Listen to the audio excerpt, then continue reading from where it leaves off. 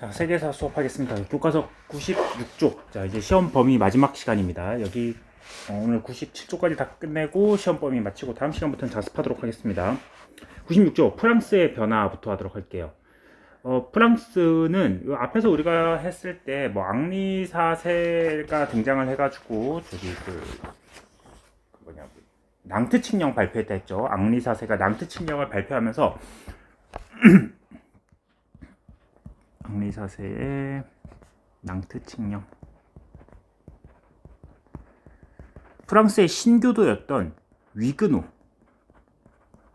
이들을 인정을 했습니다. 위그노들의 그런 상업활동 이런 걸 인정을 했습니다. 그래서 그들로부터 그 프랑스 국왕들이 이제 재정적인 수입을 거두고 있었죠. 자, 그 프랑스가 어떻게 변화하는지 보도록 하겠습니다. 앙리 4세 이후에 여기는 제목 이렇게 프랑스 루이 13세. 이 루이 13세는 프랑스의 사법 제도를 개편했다.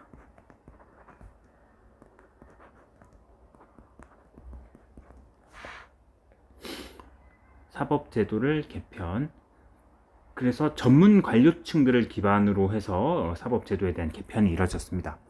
다음에 두 번째로 신성 로마 제국을 견제하기 위해서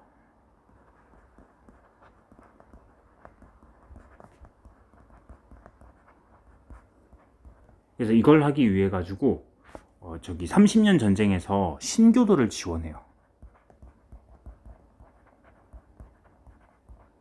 프랑스는 구교 국가거든, 가톨릭. 근데 신교를 지원을 합니다. 정치적인 이유가 더 컸다는 거지. 종교보다 정치를 더 우선시했습니다. 루이 13세가. 그리고 결국에는 뭐 스웨덴, 네덜란드 이런 프로테스탄트들을 지원을 해가지고 승리까지 거뒀습니다. 자, 다음에 루이 14세. 태양왕이라고 불리는 사람이죠. 이 사람은 닉네임이 태양왕입니다. 프랑스의 가장 절대적인 권력을 차지했던 절대군주 뭐 이렇게 부르기도 하는데 과거에는 그렇게 불렀어요. 옛날 교육과정에서는 왕권이 엄청나게 강했던 시기의 왕입니다. 루이 14세가 그렇게 강력한 왕권을 드러낼 수 있었던 이유를 좀 보도록 할게요. 일단 중상주의 경제,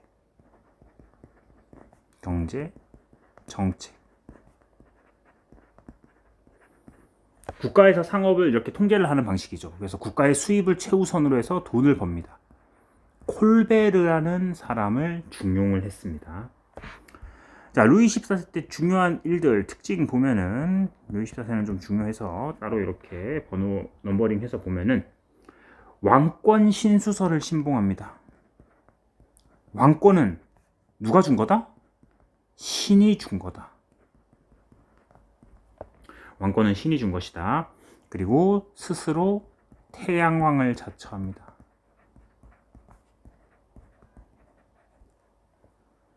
그리고 지금도 프랑스 최고 관광지 중에 하나죠. 이 궁전을 중축하기 시작했어요. 그런데 문제는 전쟁도 너무 많이 벌였고 결정적으로 루이 14세가 실책을 하나 저질러요. 말년에 가면 갈수록 이거를 없애버립니다.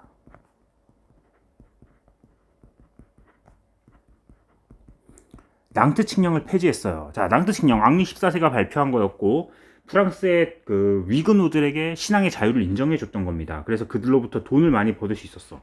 근데 낭트 칙령을 폐지하면서 신교도 위그노들의 자유를 인정하지 않아. 그러니 위그노들이 프랑스를 떠나게 됩니다.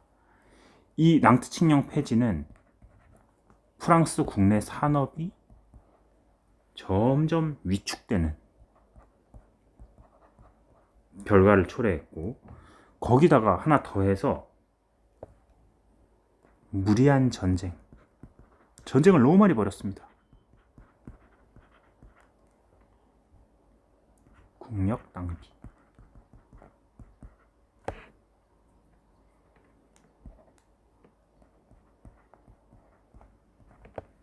루이 14세였습니다. 그러니까 루이 14세는 명과 암이 다 있는 거죠. 되게 잘 나갈 때도 있었는데 결국에는 이제 뒤에 갈수록 이렇게 문제가 생기기도 했습니다.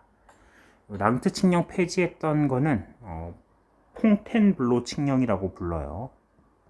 이것도 적어둡시다.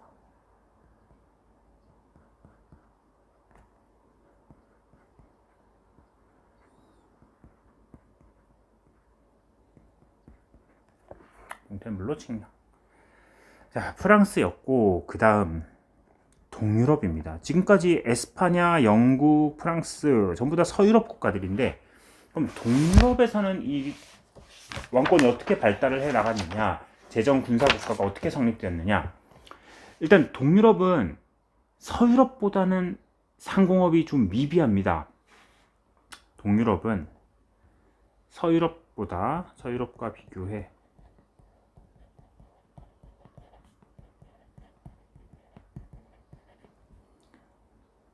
도시와 상공업의 발달이 부진.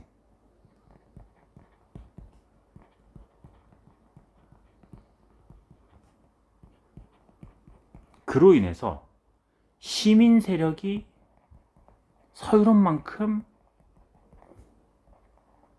성장하지 못했습니다. 성장이 미비했어요. 여전히 봉건적인 농노제, 그 중세 시대 때 농노제가 그 강한 국가입니다. 농노제 유지, 봉건 귀족들이 중심이 되는 그런 국가였습니다. 자, 이 상황에서 동유럽은 계몽 군주들이 등장을 해요. 이제 그 서유럽처럼 우리도 따라가야 되겠다 해서 계몽 군주, 나라를 이렇게 바꾸려는 군주들이 등장합니다. 그들을 국가별로 살펴보도록 하겠습니다. 자, 먼저 프로이센입니다. 여기 지금 뭐 이렇게 바로 이어져서 있지만 동유럽이 서유럽보다는 되게 늦습니다. 한 세기 정도 늦게 이렇게 제정 군사 국가가 이렇게 발달을 하게 돼요. 프로이센은 독일이죠, 독일 지역. 프로이센에 프리드리히 2세라는 국왕이 있어요.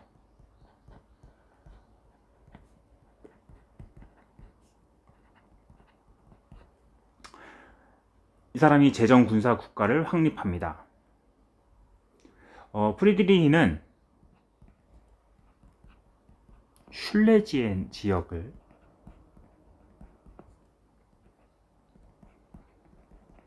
확보, 그리고 폴란드 분할에 참여합니다.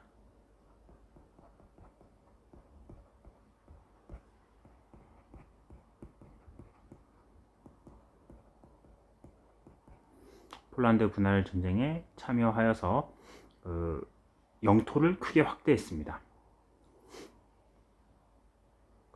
다음에 두 번째로 오스트리아.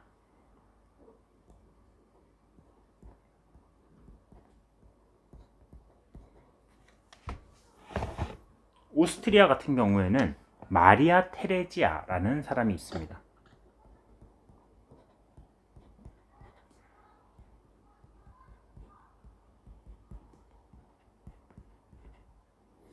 마리아 테레지아.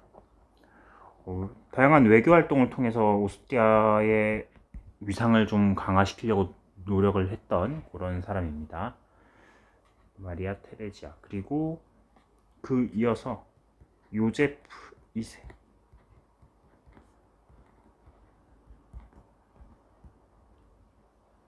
상공업 발달을 도움. 그리고 중앙 집권화.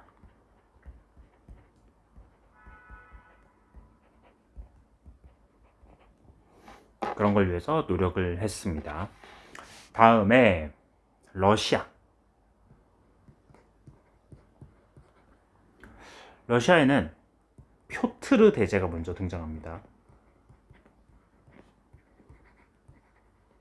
이 사람은 러시아의 황제인데, 뭐 젊을 때는 스스로가 러시아가 너무 뒤처지니까 젊을 때는 막 이렇게 프로이센, 네덜란드 이런 데 가서 자기 신분을 숨기고 뭐 거기에 제도나 정책 같은 거를 막 직접 시찰하고 그랬습니다. 러시아의 왕자인 거를 숨기고도.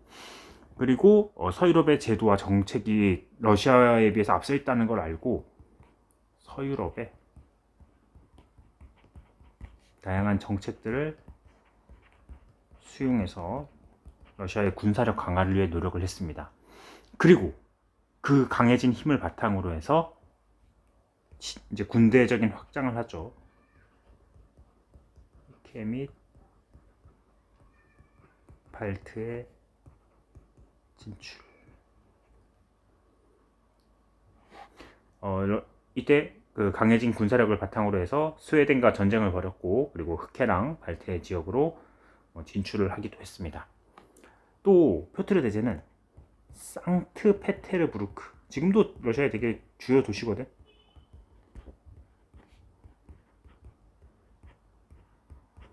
이 상트페테르부르크를 건설하고 수도로 삼았습니다. 그리고 표트르 대제를 이어서 예카테리나 2세라고 있어요. 표트르 대제 손년가 증손년가 뭐 그쯤 될 거예요. 내정 개혁을 단행했습니다. 내정을 개혁했고, 그리고 폴란드 분할 점령. 폴란드 아까 그 어디 갔냐, 여기 프로이센에 나왔었죠. 여기에 함께 참여한 거야. 프로이센과 오스트리아와 러시아가 함께 폴란드 분할 점령.